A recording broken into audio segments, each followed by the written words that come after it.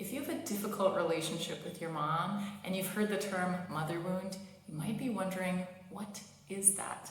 In today's video, I'm going to unpack that for you. Now, a lot of people have a lot of different definitions for what the mother wound is, but the general sense is that the mother wound is exactly what it sounds like. It is a wound, okay? It is a pain that is caused from how you were raised by your mom. And for me, it's not just in those formative first 7 years of your life. It's up until today.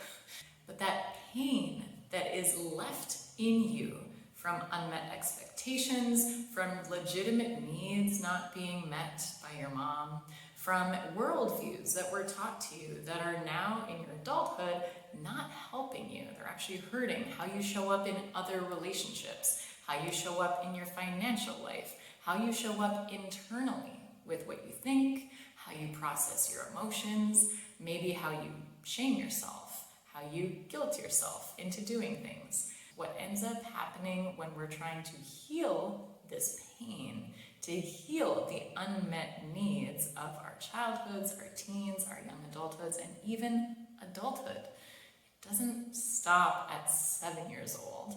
It could have been, oh my God, my mom said this really insulting thing to me on the phone yesterday, and that hurt.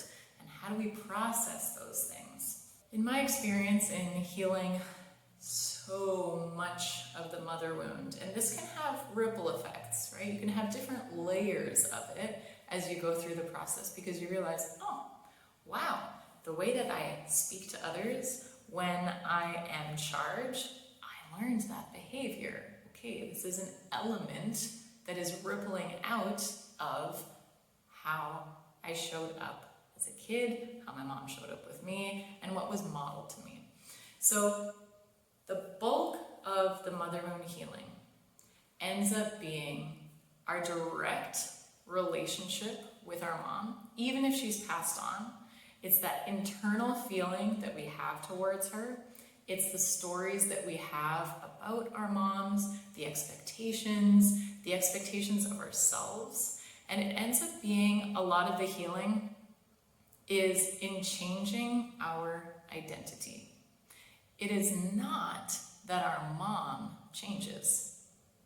Our mom doesn't have to do anything differently for us to heal the mother wound. And this is where a lot of people get tripped up because they are still acting from a place of when the wound started. And they're trying to get that need met from that place instead of where they currently are. So what do I mean by that? So let's say that when you were 5, your mom didn't pick you up from kindergarten. She forgot. Okay, she had a lot going on, whatever, that was her world. And you internalize that as no one is showing up for me. I can't trust my mom. Even if you don't consciously think that, something inside you shifts and you say, this is not safe. I am forgettable. I'm not important, right? So we add meaning, we assign a story to things that have happened, and some of that stuff might be true.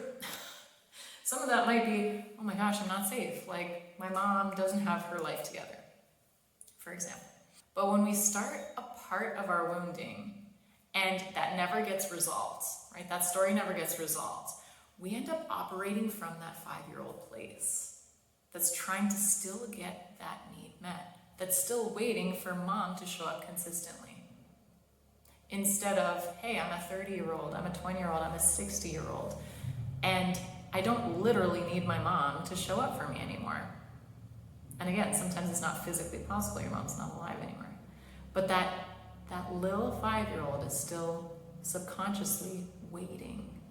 And it might even project that waiting onto partners, onto your own children, onto friends, onto other family members, and so on. And it becomes this kind of insatiable void. Nobody can fill. Because guess what? They can't.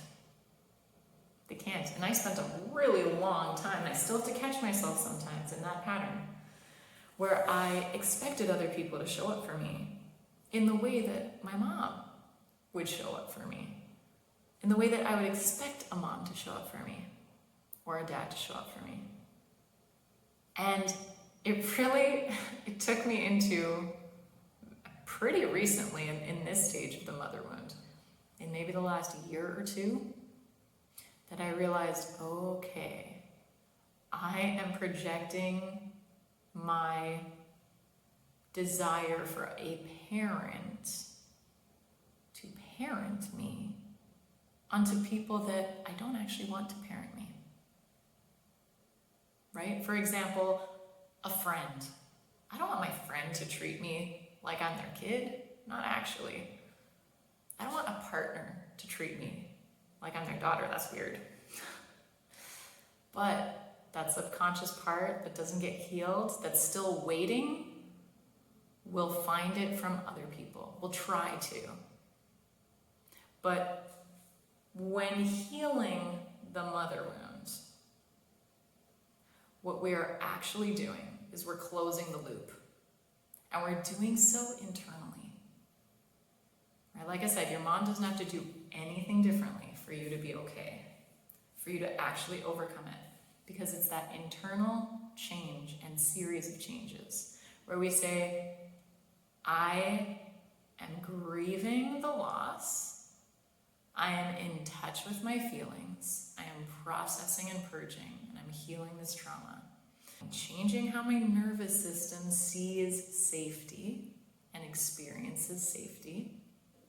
I'm trusting myself more and more and shifting from expecting the outside folks in my life to be the safest people for me, to me being my safest person.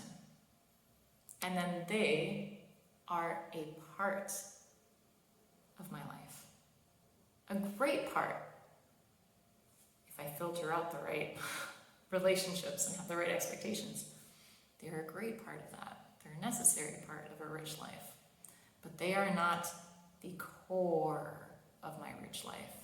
Because whatever has not been working for you up until today, even though you want to keep doing that because it's comfortable, or part of you really believes that that's the way, and it's kind of stuck on that, you know what results that gives you, right? You're living them right now. So even if you're not sure, hey, if I do this thing, if I change this narrative, if I change this perspective, if I learn how to hold space for my feelings, if I let go of that expectation of my mom, if I let go of that expectation of myself, that obligation, that good girl-ness, those identities, and you're not sure who you're going to be next, and that's kind of scary, or very scary, or it feels wrong, and you really just don't know and you don't trust yet, well, that's totally normal. It's also a skill to learn how to trust before there's evidence, or to select your evidence differently. As you understand more and more that the mother wound is something that lives in you and something that you feed daily in order for it to stay alive, then you can start saying, hey, I'm actually in charge of this. This is not running me. That's a big shift. That's a big shift. Because when I was going through it, I really felt, for so much of it, that it was like this thing inside of me that was controlling me. I felt powerless a lot of the time. I was like, my will is not enough. My conscious mind is not enough. I get these things, but it's just not showing up. It's not changing. And I thought that it was bigger than me and stronger than me. But it was me. It was just an element of me. There was no real separation. It wasn't like, oh my God, this part of my brain is messed up and I'm so angry at it. It was just, hey, I have the capacity to learn new skills, to let go of things that I have been hanging on to. And again, no shame in that. kinder you are to yourself in the process, the more fluid it's going to be. Give yourself that gift. It's not weakness, it's necessity. One of the components of the mother wound is that you are tuned in to a certain idea of what safety is and what is desirable. So again, you're in this kind of older identity, and you're still operating in many ways from that place. And this is what can be kind of frustrating about the mother wound, is that in so many areas of your adult life, you are like a superwoman. You could be so advanced and special and gifted and well put together in certain areas of your life. Maybe it's your job, or how you are as a mother, or you're very social and you have a lot of friends. Whatever the thing is for you, it's usually like a handful of things that are just, whoa, you are excellent at that. And if you really stop and you give yourself just a little pat on the back for it, you will realize, oh my gosh, I really am. Like, this is a strength. I'm above average at this. But when it comes to other components, you're like, I feel so far behind. I feel like a child in this part of my life. Maybe it's how you show up in relationships. Maybe it's how you handle your emotions. Maybe it's that you have a hard time taking care of yourself, right? Like, things end up falling behind that feel kind of basic, and you're like, why don't I have a handle on this? And so as we are identifying our mother wounds, we're seeing that there are certain things that we see as safe and we see as unsafe. And when I was going through my healing process, I very fortunately had an amazing mother wound coach. And up until I just, bit the bullet and was like, I need more help than I'm able to do this by myself, or that I'm able to do this with a therapist. I need someone who specifically knows what the hell I'm going through. And I invested in a course, and it had, bi-monthly group calls at the time with the coach. And it was really like a life raft for me. And what she described was that in healing the mother wound, we're changing our safety equation. And that always stuck with me. Something about that made sense to me, because we're taking this and this equals safety from a child perspective, from a teen perspective, from someone who has fewer resources and opportunities than you do now as an adult. And now we're shifting it, and we're saying this and this equals safety, right? We're changing what equals our safety. So in other points of your life, it might have been, if I am quiet and pleasing, I am safe. But now, that is biting you in the butt. Because when you're quiet and pleasing, people walk all over you. And you don't get the promotion at work. And the guy doesn't call you back. Or, all these things happen, and you're like, man, this is not working. Okay? It's not working for me. So I have to change my safety equation, because I'm not safe doing this anymore. This is not good. So now your new safety equation could look something like, when I am honest, clear, and respectful about my needs, and I communicate them, that equals safety. These are ways that we end up identifying the pain points in our relationship and what we were taught and how we were brought up by our moms. And we change that into an updated, upgraded version of ourselves. Did this at all involve your mom? This example? Nada, nothing. It's internal, okay? The thing that we end up striving for with the change is that we hope that in the outside changing, we are going to feel relief. And I will tell you from experience that that relief is temporary.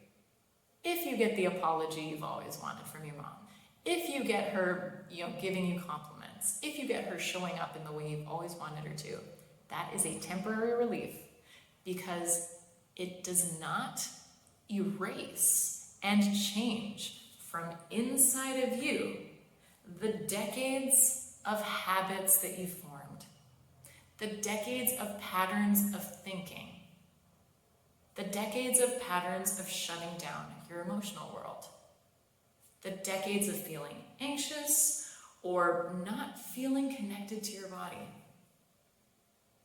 wishing you had control in places you don't have control. It's just, you're in this either shut down place or chaos, aggression, or you always fantasize about being somewhere different, having a different life. It's like you're stuck in a dream world instead of reality. And these are all just fight, flight, freeze mechanisms coming out in different ways. From the nervous system being chronically either overstimulated or understimulated, and you're not feeling safe because inside you don't experience safety. So your mom could completely do a 180, become a different person overnight. Bam, oh my God, dream mom, great. I'm still messed up inside. She cannot heal the damage. She can't. Little things help, sure. It can be nice to hear those words. It can be nice to see your mom show up differently, but it is not what you think it's going to be.